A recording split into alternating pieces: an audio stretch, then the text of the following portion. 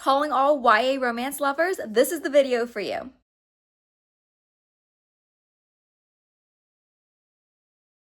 Welcome back to The Reading Chamber, an online bookstore for YA fiction. I'm Jess, the owner, and this is our deeper dive into books that we sell at the store and also YA books that I've read in the past couple weeks. Now, the bookstore sells a lot of different types of YA romance, and we have romantasy, contemporary fiction, LGBTQ, and we also have sports romance. While a lot of sports romance books feature the boy playing a sport like baseball, football, I know Binding 13 has rugby, this one switches it up a little bit with Jordan, the girl, playing football. And not only just playing football, she's the quarterback of her school's team. As the captain, her teammates look up to her. They consider her so much part of their family, and her best friend Sam is on the team as well. So it is very much a found family. These are people who just love hanging out together and have each other's backs. But here's the thing, a new guy, Ty, just came to school and he's an awesome quarterback. Having him on the team shakes things up a bit because not only is Jordan feeling threatened by her quarterback position, but she's also experiencing some romantic feelings towards Ty.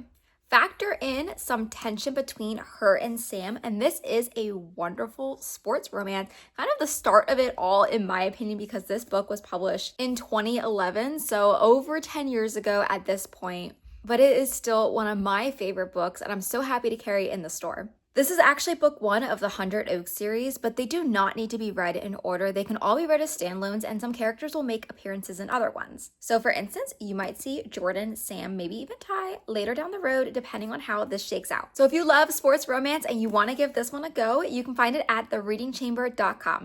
Now, because I've been trending about one video a week, and I know I skipped last week, I just had a lot going on, I've been a lot further behind in these books that I've read, more than I thought. This next book is one that I read in early May, so I'm definitely weeks behind in the YA books that I've read, but I've enjoyed reading books so much that I've just been devouring them and going through them a lot quicker than I thought I would. I finished the Powerless trilogy, and let me start off by saying I know there are a lot of mixed reactions about this trilogy out there, and I can understand why there are some hesitations about this series and what people like and don't like. However, coming from the publishing industry, there is a very clear distinction between being inspired by and taking direct scenes and dialogue and characters, things like that, and making it your own book. I actually agree that this is really inspired by.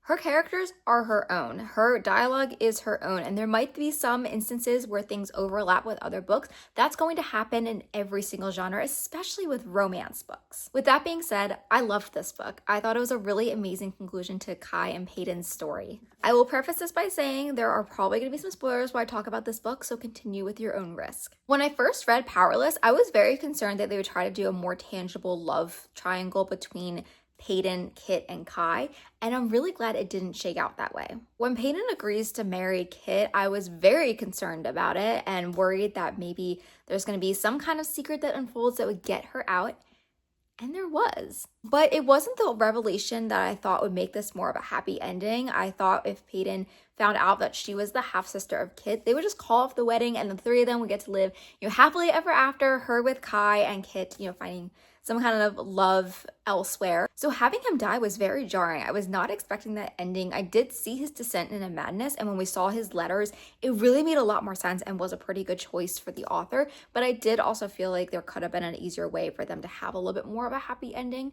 But I love that Peyton went through her own trials and really got to have more time with Kai, and the whole yearning for each other and sneaking away really made this a lot more page turning, and I really felt like I can feel the tension on the pages. I also thought the epilogue was really sweet, and I love just seeing characters in the future. So overall, this was very satisfying for me. We actually also sell this at thereadingchamber.com, so I'll do a more deeper dive into it when we get to the Fs. But I really enjoyed this. It was a 5-star read for me, and I definitely recommend this series, especially if you're just getting into fantasy books. As a reminder, you can purchase Catching Jordan at thereadingchamber.com. I highly recommend this book if you are a sports romance fan or 15 and up. I think this is a really great read. It's a contemporary fiction and has a lot of great heart to it. Remember to like and subscribe for more YA recommendations, and thanks for watching.